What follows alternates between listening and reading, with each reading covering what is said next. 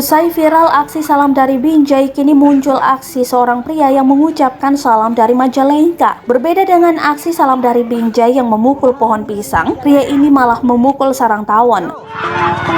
Aksinya tersebut menuai kritikan netizen sampai viral di media sosial. Salah satu akun yang mengunggah videonya adalah akun Instagram @fakta.indo pada Jumat 3 Desember 2021. Dalam video, sebelum memukul sarang tawon, pria tersebut mengucapkan salam dari Majalengka. Tak berselang lama, setelah memukul sarang tawon, dia bersama dua orang kawannya termasuk sang perekam video langsung berlari. Pasalnya, tawon-tawon yang tadinya tenang dalam sarang langsung keluar berhamburan.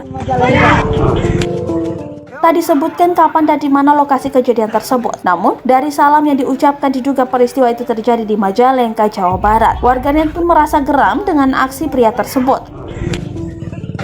Banyak yang menilai jika pria itu memberikan contoh yang tak baik, mengingat aksi salam dari Binjai banyak diikuti oleh anak-anak. Aksi pria itu pula dikhawatirkan diikuti oleh anak-anak lainnya.